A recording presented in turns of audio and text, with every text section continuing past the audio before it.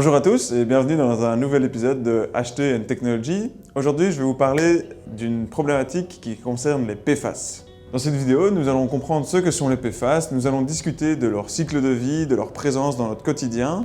Nous allons comprendre pourquoi ils se retrouvent et ils contaminent nos eaux et nos sols. Nous allons voir également différentes technologies d'assainissement et de traitement des PFAS. Et finalement, nous allons nous intéresser à la désorption thermique liée et appliquée au traitement des PFAS.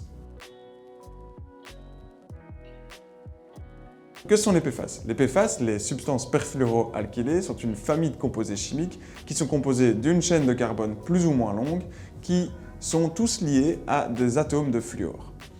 Ces PFAS sont une grande famille de composés chimiques qui rassemblent toute une série de caractéristiques similaires, à savoir notamment leur extrême persistance dans l'environnement. Ils sont très peu biodégradables, ils ont une mobilité au sein des eaux extrêmement élevée parce qu'ils sont solubles, ils ont une bioaccumulation au sein de la chaîne alimentaire et ils ont une toxicité élevée, et notamment chez les humains.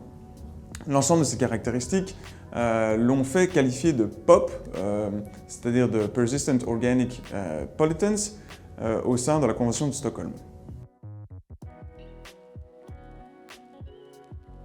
Les PFAS sont présents partout dans notre quotidien. Ils sont notamment présents dans votre pâte Téflon comme anti-adhésif, ils sont présents dans des caoutchoucs, dans des polymères de plastique, mais aussi dans les mousses anti-feu qu'utilisent les pompiers. Ils sont présents aussi dans l'industrie pétrolière. Et donc, leur cycle de vie impacte partout l'environnement, et particulièrement l'eau et les sols et l'air.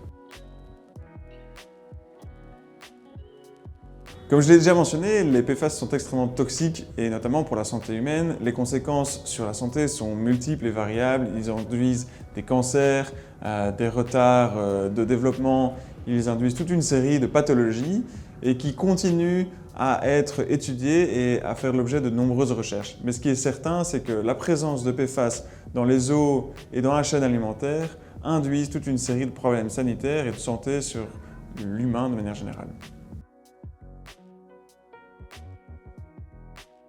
Alors pourquoi parle-t-on autant en ce moment des PFAS? Vous avez certainement entendu dans les médias la problématique et le scandale sanitaire de l'industrie 3M près d'Anvers, mais ce cas-ci n'en est qu'un et en réalité beaucoup d'entreprises et d'industries sont polluantes aux PFAS, chez nous en Belgique, mais aussi ailleurs et partout dans le monde. C'est donc une problématique émergente qu'on commence à étudier, qu'on commence à comprendre, et en tout cas qui fait la une de l'ensemble des médias parce qu'il y a un réel problème sanitaire quand il y a des pollutions au PFAS.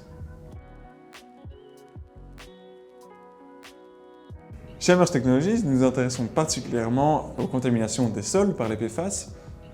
Et cette étude qui a produit quelques cartes intéressantes des contaminations aux PFAS dans les sols montre bien que partout où on fait des forages, et particulièrement proche des industries qui en produisent, on retrouve des PFAS.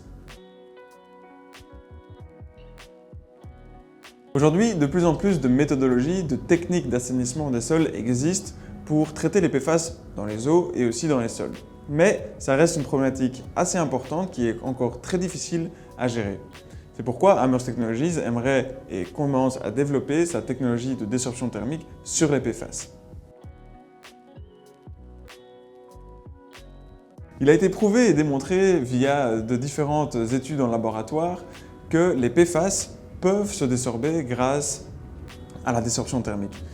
On va donc chauffer les sols de manière à faire évaporer et à détruire les molécules de PFAS au sein du sol avant de récupérer ces molécules, de les aspirer et de les faire s'absorber sur des charbons actifs. Il y a donc des possibilités de traitement, notamment via la désorption thermique, pour gérer les contaminations des sols aux PFAS. Voilà, j'espère que vous en savez un peu plus sur les PFAS, sur leur cycle de vie, leurs conséquences sur notre environnement et sur les manières d'y remédier. Merci d'avoir regardé cette vidéo et à la prochaine!